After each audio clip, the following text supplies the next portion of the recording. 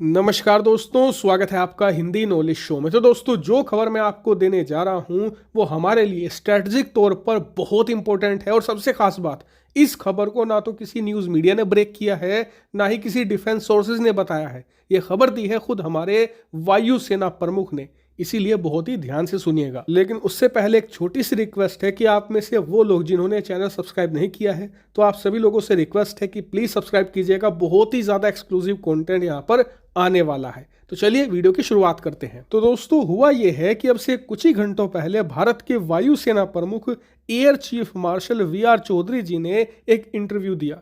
उस इंटरव्यू में उन्होंने ऐलान ये किया है कि भारतीय वायुसेना की तरफ से अलग से डिफेंस अटैचे तैनात किए जाएंगे 3 इंपॉर्टेंट कंट्रीज में। पहला होगा आर्मेनिया, दूसरा होगा आइवरी कोस्ट और तीसरा होगा यूरोप का एक इंपॉर्टेंट देश स्पेन। इन तीनों देशों में वायुसेना अलग से अफसर तैनात करेगी एज अ डिफेंस अटैचे। और ये इतनी बड़ी खबर क्यों है, तो मैं आपको इसकी गंभीरता समझा देता हूं। आप खुद समझ जाएंगे कि ये इतनी ज्यादा क्रूशल खबर क्यों है भारत के लिए। तो देखिए, जो डिफेंस अटैचे होता है वो एक सेना का स्पेशल अफसर होता है जो तैनात किया जाता है दूसरे देशों में स्थित दूतावासों में। जैसे कि मान लीजिए श्रीलंका की राजधानी कोलंबो में भारत का दूतावास है, वहां पर भारत के राजदूत बैठते हैं। अब मान लीजिए भारतीय वायुसेना वहां पर अपना एक अफसर तैनात करना चाहती है, तो उसे कहा जाएगा डिफेंस अटैचे।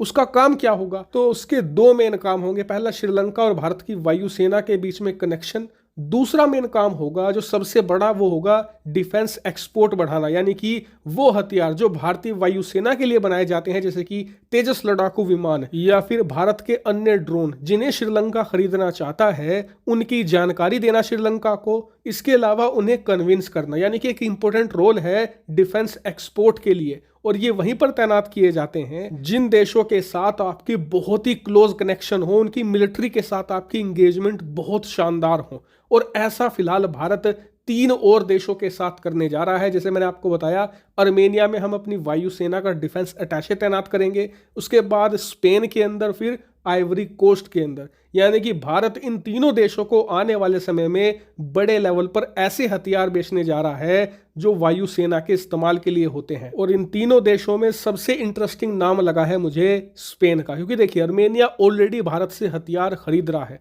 हालांकि उन्होंने अब तक ऐसे ही हथियार खरीदे हैं जो थल सेना के यूज के लिए होते हैं। ऐसे में समझ में आता है कि भारत वहां पर वायुसेना का डिफेंस अटैचे इसलिए भेज रहा है ताकि वो हमसे ऐसे हथियार भी खरीदे जो उनकी वायुसेना के इस्तेमाल के भी हों और हमारी जो हथियारों की सेल है वो बढ़े।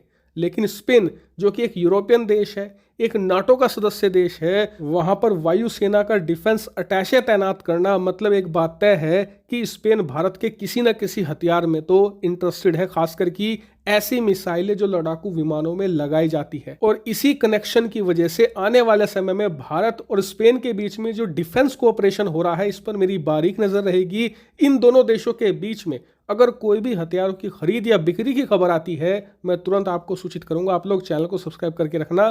Thank you very much for watching video.